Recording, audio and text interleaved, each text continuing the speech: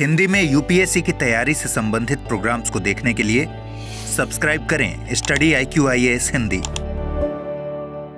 नमस्कार। अगर मैं आपसे कहूं कि एक ऐसा स्थान जहां परमाफ्रॉस्ट अर्थात एक थिक लेयर होती है बर्फ की, उस बर्फ की लेयर के नीचे हफ्तों नहीं, महीनों नहीं, लगभग 1 साल से एक आग जल रही है और ये आग हर ऋतु में वापस उभर कर सामने आती है, तो शायद आपको जानकर आश्चर्य हो, लेकिन जान लीजिए इस फायर को बेसिकली कहा जाता है फॉरेस्ट फायर। और यह फॉरेस्ट फायर जो कि स्पेसिफिकली लग रही है साइबेरिया और आर्कटिक के उन क्षेत्रों में जहां पर बर्फ का आच्छादन है, हिमाच्छादन है, इसे स्पेसिफिकली ज़ॉम्बी फायर के नाम से जाना जाता है। अब क्या है ये ज़ॉम्बी फायर और कैसे ये ज़ॉम्बी फायर जो है बर्फ की सतह के नीचे सुलग रही है और ये एक प्राकृतिक घटना से कैसे मानव जनित घटना बनने वाली है।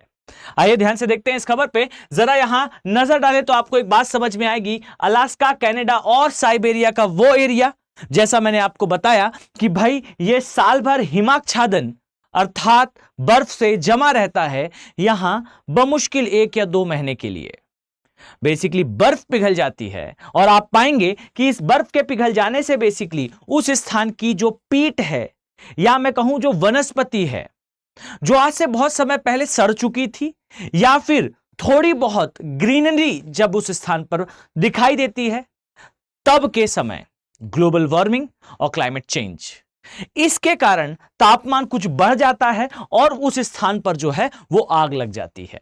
अर्थात बर्फ के पिघल जाने पर जो वनस्पति दिखाई देती है, जिसमें कुछ पुरानी वनस्पतियों के साक्ष्य, जिसमें कुछ पुरानी वनस्पतियों के सड़े हुए अंश और कुछ घास होती है, ये घास, ये अंश बर्फ के पिघल जाने के बाद ग्लोबल वार्मिंग और क्लाइमेट चेंज के कारण ज्यादा ही शुष्क हो जाते हैं, ड्राई हो जाते हैं और इनमें लग जाती है भाई आग। और ये जो आग है, ये आग धीरे धीरे करके जमीन के अंदर बेसिकली सुलगने लगती है। जरा इस इमेज को ध्यान से देखें। ये इमेज आपको दिखाएगी कि भाई वास्तविकता में एग्जैक्टली होता क्या है उस स्थान पर, जहां आप देख पाएंगे कि भाई बर्फ की एक परत है और इस परत के ऊपर जो है वो पुरानी वनस्पति, घास और इसके अंश जो है वो दिखाई देते हैं। अब हिमपात होगा, बर्फबारी होगी और यह बर्फबारी जो है इस स्थान पर पुनः जम जाएगी और जम जाने के पश्चात एक लेयर सी निर्मित हो जाएगी 2 बर्फ की सतहों के बीच में। और जैसे ही शीत ऋतु समाप्त होगी, ऊपर की लेयर से बर्फ हटेगी।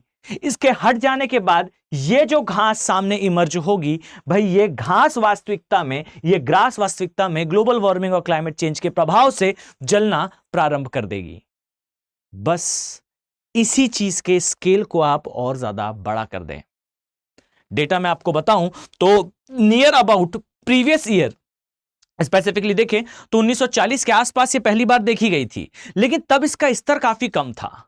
लेकिन बीते कुछ वर्षों में, खासकर मैं उदाहरण देना चाहूंगा अलास्का में 2008 को हुई एक घटना के बारे में, जहां आप पाएंगे कि 2008 के वसंत में बेसिकली ये आग दिखाई दी। सर्दियां आने पर यह आग बुझ गई, लेकिन डरा देने वाली बात यह थी कि बसंत के आगमन के बाद शीत ऋतु आई, इस आग ने दिखना बंद कर दिया, पर जमीन की सतह के नीचे यह जलती रही और इस कूड़े में, इस अवसाद में आग जलती रही और ऊपर बर्फ जमी रही। आई थिंक आपको पता होगा बर्फ जो है वो पोरस होती है, इससे जो गैसेस हैं, जो हवा है, जो नमी है, ये पास होती रहती है।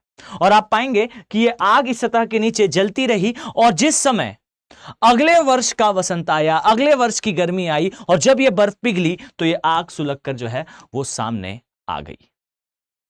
काफी इंटरेस्टिंग है, काफी रोचक है, लेकिन यह खतरनाक भी है। कारण ध्यान दीजिए कि हमारे ध्रुवीय क्षेत्रों में लगने वाली ये आग, आर्कटिक एरिया में लगने वाली ये आग कहीं ना कहीं हम सभी के लिए एक इंडिकेशन है। इंडिकेशन इस बात का कि भाई ध्रुवीय क्षेत्रों में 1995 के बाद से बहुत सारे चेंजेस लगातार हुए हैं और इसमें से एक सबसे बड़ा चेंज है ज़ॉम्बी फायर का। और ये जो ज़ॉम्बी फायर है, ये इसीलिए भी हमारे लिए काफी ज्यादा इंटरेस्टिंग और काफी ज्यादा स्टडी का टॉपिक है बिकॉज ये ध्रुवीय क्षेत्रों के बेहद ही पास है। अर्थात यह इस क्षेत्र की जलवायु में होने वाले परिवर्तन का स्पष्ट इंडिकेटर है।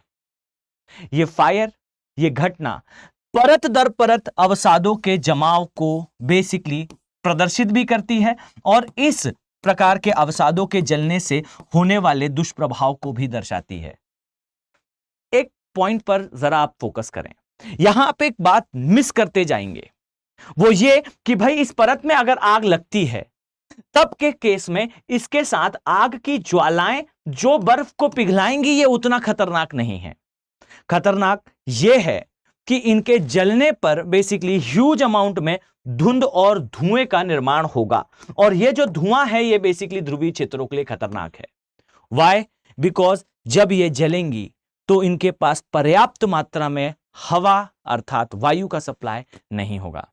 सप्लाई नहीं होने पर यह धू धू करके जलती हैं अर्थात धुएं का निर्माण ज्यादा होता है और ये जो धुएं का निर्माण है ये कुछ और नहीं, ये डस्ट पार्टिकल और एरोसोल्स हैं और ये एरोसोल्स बेसिकली इस ध्रुवीय क्षेत्र के आसपास ऊपर जम जाया करते हैं जो कहीं ना कहीं शुरुआती दौर में तापमान को बहुत कम और बाद में तापमान को बहुत तेजी से बढ़ाने के लिए जिम्मेदार हैं। अर्थात ये कंडीशंस बेसिकली हमारे लिए कॉम्प्लिकेटेड टू हैंडल हैं। एक ऋतु में ये उस स्थान का तापमान बढ़ा देती हैं, एक ऋतु में उस स्थान का तापमान घटा देती हैं और दोनों ही प्राकृतिक रूप से एप्रोप्रिएट नहीं माना जाता। आई थिंक आपके लिए ये information exam point of view से खासा जरूरी है बिकॉज ज़ॉम्बी फायर जैसे कुछ ऐसे टर्म्स जो यूपीएससी में पूछे जाते हैं आपके एग्जाम और खासकर प्री पॉइंट ऑफ व्यू से आवश्यक हैं। याद रखिए कि अगर आप आईएएस एग्जाम की तैयारी कर रहे हैं तो स्टडी आईक्यू के जो P2I बैचेस हैं अर्थात वो बैचेस जो प्रीलिम्स से लेकर इंटरव्यू तक की तैयारी कराते हैं ये बैचेस स्टार्ट होने वाले हैं। 10 जून से इन बैचेस में बेसिकली क्लासेस स्टार्ट हो जाएंगी और ये क्लासेस ना केवल आपके यूपीएससी प्रिलिमिनरी एग्जामिनेशन को, मेंस एग्जामिनेशन को अप टू योर इंटरव्यू आपकी प्रिपरेशन को क्रिस्टल क्लियर और रॉक सॉलिड बनाने के लिए फोकस्ड होंगी। साथ ही ये जो बैचेस हैं इनमें एसआईपी का कोर्स अर्थात सक्सेस इन प्रीलिम्स के नाम से आपके लिए स्पेशल प्री का कैश कोर्स इंक्लूडेड है। प्री क्वालिफाई होने पर आप मेंस रेसिडेंशियल प्रोग्राम का फायदा उठाएंगे अर्थात वो सारे एस्पिरेंट्स जो प्री क्वालिफाई करते हैं स्टडी आईक्यू उन्हें अपने प्रीमाइसेस में दिल्ली में बुलाकर आगे की सारी फर्दर तैयारियां कराने वाला है। ध्यान दें ये सारी सुविधाएं आपको केवल और केवल 27,999 की एक्सक्लूसिव प्राइस पर तभी मिलने वाली हैं जब आप यूज करेंगे भाई AK लाइव कोड का, अर्थात इस कोड का यूज करिए, मैक्सिमम डिस्काउंट अवेल करिए। इतना ही नहीं, अगर आपका geography as a optional subject है तो ध्यान दीजिए आपके लिए एक और सुविधा है भाई। अगर आप ऑप्शनल सब्जेक्ट चुनना चाहते हैं तो आपके लिए वेलकम है 300 प्लस मार्क्स की स्ट्रेटेजी के साथ भूगोल वैकल्पिक अर्थात ज्योग्राफी ऑप्शनल सब्जेक्ट। इसमें मैं पूरे ज्योग्राफी ऑप्शनल को कवर करने वाला हूं एक्सटेंसिवली।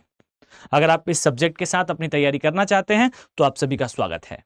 क्लासेस न्यू बैच में ध्यान दीजिए 17 जून से जो है स्टार्ट हो जाएंगी। बैचेस लिमिटेड हैं, सीट्स लिमिटेड हैं, इसलिए वेट ना करें। आप चाहें तो इन बैचेस को ज्वाइन कर सकते हैं और अपनी तैयारी को और भी ज्यादा क्रिस्टल क्लियर, रॉक सॉलिड और मेटल हार्ड बना सकते हैं। इस उम्मीद के साथ कि आने वाले समय में मैं आप सभी सीरियस आईएएस एस्पिरेंट्स को इन बैचेस में देखने वाला हूं। चलिए मिलते हैं नेक्स्ट वीडियो में। Have a very nice day. Thank you. Hindi में यूपीएससी की तैयारी से संबंधित प्रोग्राम्स को देखने के लिए सब्सक्राइब करें स्टडी IQ IAS हिंदी।